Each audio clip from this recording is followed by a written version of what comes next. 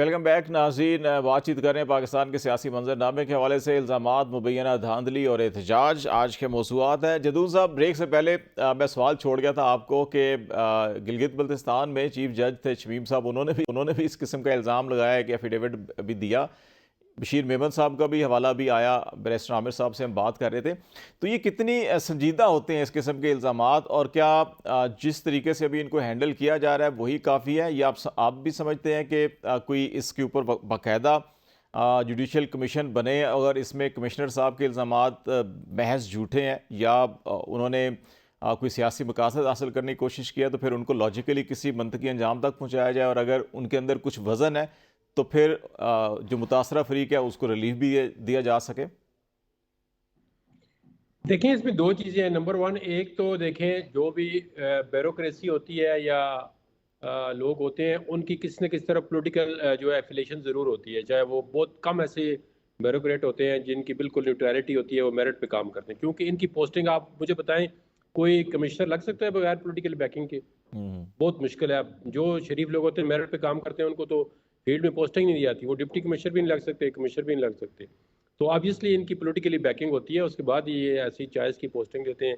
ये साहब तो तहसीलदार से प्रमोट होते होते ऊपर आए हैं, तो इनकी तो हर सियासी पार्टी के साथ जो है वो एफिलेशन रही है, चाहे वो इक़्तिदार में रही है या किधर भी रहे हैं। तो इलेक्शन में जो है ना, सबसे ज़्यादा इंपॉर्टेंट चीज़ें होती हैं, वो होते हैं presiding officer and returning officer, हर और फिर डिस्ट्रिक्ट रिटर्निंग ऑफिसर। उसके ऊपर जो है ना, उसका रोल जो है वो आल दो के एडमिनिस्ट्रेशन को ओवर हेड कर रहा होता है, ओवर व्यू कर रहा होता है, लेकिन जो इलेक्शन की हद तक जो है ना, वो सिर्फ डिस्ट्रिक्ट रिटर्निंग अफसर और प्रिजाइडिंग अफसर जो है उनका रोल होता है। अगर वो इनकी कोई बात ऐसी थी तो उस वक्त इनको ये काम नहीं करना चाहिए था। ये रोक लेते जी कि मुझे इस उधर से हटा दें, मैं ये काम नहीं कर सकता। अब देखें ना, आप चलें 10 दिन के बाद या 2 दिन के बाद, वो कोई बात नहीं है, लेकिन उसी वक्त ये कहते हैं जी कि मैं जो है, अगर मुझे इन्हें कोई बंदा कह रहा था, उन्होंने कहा भी नहीं है। देखिए ना, चीफ जस्टिस ऑफ पाकिस्तान तो किसी तरह भी उनको कोई एडमिनिस्ट्रेटिवली या कोई एग्जेक्टिवली नहीं प्रिजाइड कर रहे थे कि ये वो सारे मुल्क में वो इलेक्शन करा रहे थे। चीफ इलेक्शन कमीशन भी उस तरह डायरेक्टली रिटर्निंग अफसर के साथ जो है वो उनको कोई डायरेक्शन इशू नहीं करता। वो भी एक प्रोसेस होता है, उसके जरिए डिस्ट्रिक्ट रिटर्निंग अफसर जो है वो अपने चैनल के जरिए रिपोर्ट करते हैं। तो मेरे ख्याल में चीफ इलेक्शन कमीशन भी, क्योंकि सारा अख्तियार तो उनके पास होता है, नोटिफिकेशन उन्होंने करना है, बाकी चीज़ें उनके पास, जुडिशियल पावर भी है, वो होल्ड भी कर सकते हैं, स्टे भी दे सकते हैं। तो इस तरह किसी एग्जेक्टिव अफसर को चीफ इलेक्शन कमीशन नहीं कहता कि आप ये धांधली कर दो, इधर की वोटें इधर डाल दो। अगर किसी ने कुछ करवाया है तो वो उसका नाम वो नहीं ले सकते। इलेक्शन जो अपने चीफ कमिश्नर है, डेफिनेटली अगर किसी ने प्रेशर डाला है तो वो कोई उस तरह के ये जो इन लोगों को दो के नाम लिए, ये तो मेरे ख्याल में 100% नहीं हो सकते। अच्छा, ये इसमें नहीं एक हो और बड़ा सकते। सवाल पैदा होता है, आप दोनों कानून के शोबे से वाबस्ता हैं, कि गुज़श्ता रोज़ उन्होंने ये बयान दिया और उसके बाद से अभी तक उनका नहीं पता कि वो किसी के कस्टडी में हैं, कहाँ पर हैं, कोई या किसी कोर्ट में उनको अगर गिरफ़्तार किया गया है तो पेश किया गया है, या किस इदारे की तहवील में है।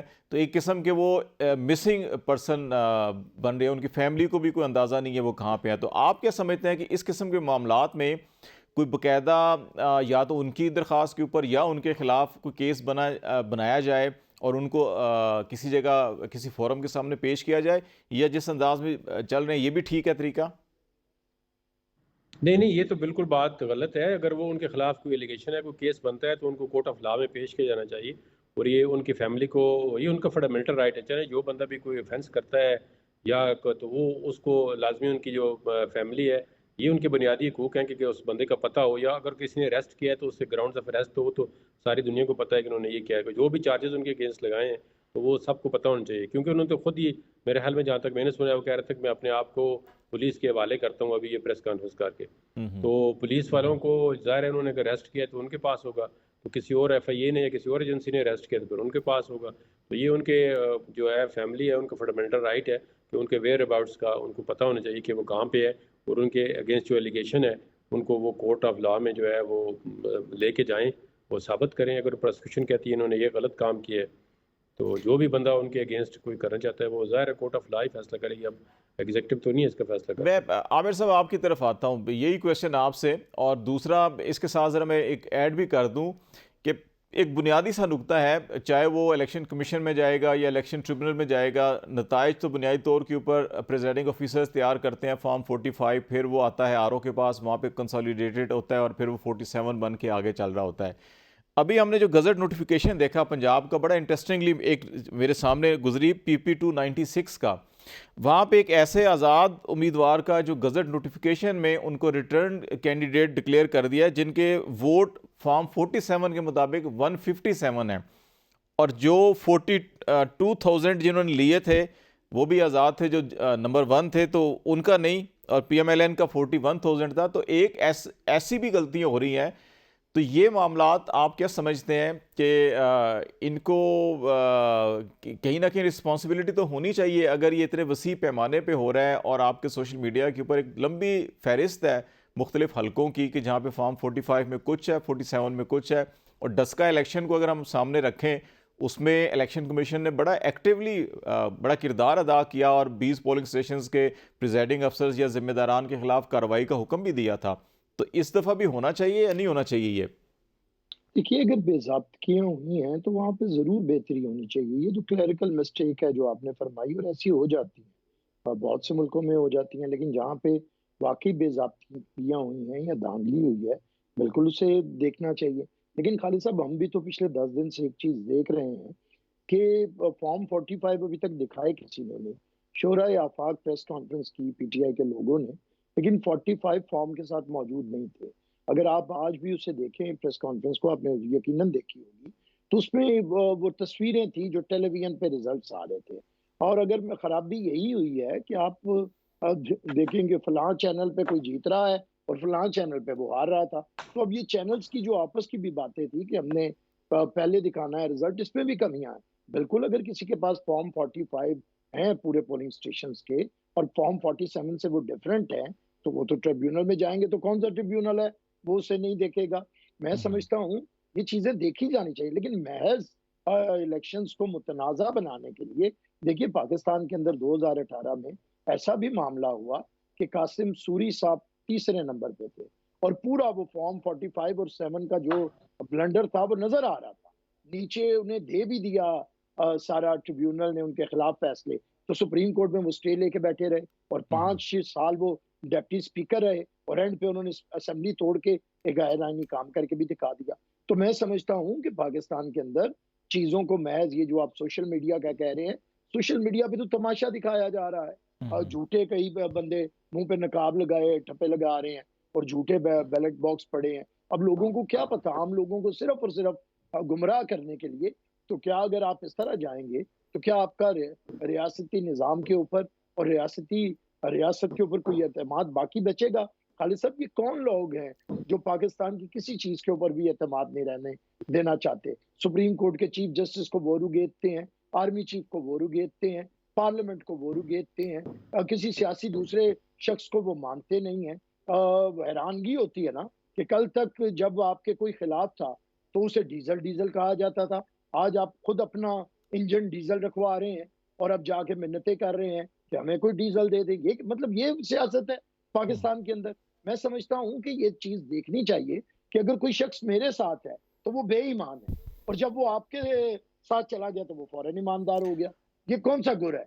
तो मैं समझता हूं कि ये पाकिस्तान के अंदर ये भी तो देखा जाए कि महज एक जमात है जो मुसलसल प्रोपेगेंडे में मसरूफ है, जिसका काम ये है कि प्रोपेगेंडा करके पाकिस्तान के इदारों को बदनाम करें, पाकिस्तान के आइन और आइनी प्रोसेस को खत्म करने की कोशिश करें, मुल्क के अंदर फसाद फैलाने की कोशिश करें। ये चीजें भी मदद और नहीं होनी चाहिए। अच्छा, मैं इसी से मुतालिक आपसे एक सवाल भी कर लेता हूँ आमिर साहब, फिर वो जहांगीर जदून साहब से भी कमेंट लेके फिर हम इसको कंक्लूड करते हैं कि इसमें एक चीज़ जो खुशाइन नज़र आ रही है वो ये है कि तमाम सियासी जमातें जो इस वक्त सड़कों पर भी हैं, चाहे वो बलूचिस्तान में है, सिंध में है, पंजाब में या KP में, उनका ये ख्याल है कि वो ऐवान के अंदर जाएंगे। 2018 के बाद हमें इब्तदाई दिनों में ये आवाज़ आना शुरू हो गई थी कि ऐवान का बाइकाट होना चाहिए, और फिर बाद में PTI के ख़िलाफ़ जब अदम एतमाद की तहरीक हुई तो वो ऐवान से निकल भी गए, इस्तीफ़े दिए, कभी आए कभी निकले। इस दफ़ा एक जो पॉजिटिव साइन नज़र आ रहा है वो ये है कि जी हम सड़कों पर भी एहतजाज करेंगे, लेकिन हम ऐवान का हिस्सा बन के अपना जो पार्लिमानी किरदार है वो भी अदा करेंगे। अब इस सिचुएशन के अंदर अगर बलूचिस्तान जैसे आज सारा बंद है, KP भी बंद रहे, पंजाब के अंदर भी वक्तन फ़क्तन एहतजाज होता रहे, सिंध के अंदर भी अगर आप बंद करेंगे M9 को या हाईवे को, तो आपको तो कराची और बंदरगाह आपकी मुल्क से कट जाएगी। तो ये जो इस्तेकाम पैदा करने के लिए आप क्या समझते हैं कि जो भी मुमकिना हुकूमत हो सकती है या अपोजिशन हो सकती है, उनको अब से ही किन खतूत के ऊपर काम करना चाहिए ताकि ये ना हो कि हुकूमत जब बने तो वो इतनी शेकी हो कि आपका ना तो बैरूनी इन्वेस्टर है, ना ही लोकल इन्वेस्टर यहाँ पे काम करने के लिए तैयार हो, वो भी भागने के लिए बाहर फिर रहा हो? देखिए खालिद साहब, ये तमाम सियासी जमातों को जिम्मेदारी का मुजाहरा करना पड़ेगा। अगर मैं समझता हूँ या मेरी सियासी जमात समझती है कि हम अक्सरियत में हैं, तो फिर अगर जो अदद आ रहे हैं उसके साथ आप दूसरों से गुफ्तगू शरीक करके हुकूमत बनाएं। और अगर आप हुकूमत नहीं बनाना चाहते, अपोजिशन में बैठना चाहते हैं, तो फिर इंस्टेबिलिटी क्रिएट ना करें। मैंने पहले भी कहा कि पीपल्स पार्टी की तारीख रही है, हमारे ये जो खिलाफ होने वाली धांधली साबित भी हो गई, लेकिन हमने पाकिस्तान के निज़ाम को नहीं रोका। लेकिन 2013 में आपने देखा कि ऐसे लोग भी आए कि जिन्होंने 35 पंक्चर शोर मचा, फिर 4 हलकों तक बात आई, उसमें भी इलेक्शन दोबारा हो गए और वो हार गए। और लेकिन उन्होंने पाकिस्तान के अंदर इंस्टेबिलिटी क्रिएट की। अब अगर कोई सियासी जमात ऐसी है जो कहती है मैं हुकूमत में हूं तो इलेक्शन कबूल है, और मैं हुकूमत में नहीं हूं तो इलेक्शन कबूल नहीं है, तो ये गलत रवैया है। मैं समझता हूँ कि अफाम शायद है अफाम कि पैदा करना चाहिए। जदून साहब से भी मैं ले लेता हूँ। जदून साहब, आके आप पार्लियामेंट में बैठे अफाम और और वहां पे तफहीम गुफ्तगू शरीफ का आगाज करें। या इस्तेकाम के लिए बुनियादी क्या नुकात समझते हैं? लास्ट 1 मिनट है, इसमें अगर आप कंक्लूड कर दें अपनी राय को। देखिए, पॉलिटिकल पार्टीज़ को मिलके ही आगे चलना पड़ेगा। अब जिस तरह ये इंतकाम की सियासत को ख़त्म करना पड़ेगा, और तमाम जो स्टेक होल्डर हैं, चाहे कोई अपोजिशन में है या ट्रेजरी में है, आपस में बायमी जो है ना कोऑपरेशन से ही मुल्क को आगे लेके जा सकते हैं। अगर इस तरह अफरा तफरी की रोड ब्लॉक कर दिए, जब आपके पास जुडिशल फोरम मौजूद है तो आप उन पे जाएं, उन पे देखें। पीटीआई को बहुत ज़्यादा रिलीफ मिलता रहा है कोर्टों से, आइंदा भी मिलेगा, और बाकी पार्टियों में मिलता रहा है। बात को ये होता है कि रिलीफ थोड़ा किसी को लेट मिलता है, किसी को जल्दी मिल जाता है, तो उसमें तो ये अप्स एंड डाउन्स रहेंगे और होते रहते हैं, लेकिन आगे लीगल रहते फोरम से ही आएंगे। रजू करना चाहिए। बहुत शुक्रिया जहांगीर जदून साहब आपका, बैरिस्टर साहब बहुत शुक्रिया आपका भी। नाज़रीन, आज तक के लिए इतना ही। खालिद शबील को इजाज़त दीजिए। अल्लाह हाफिज़।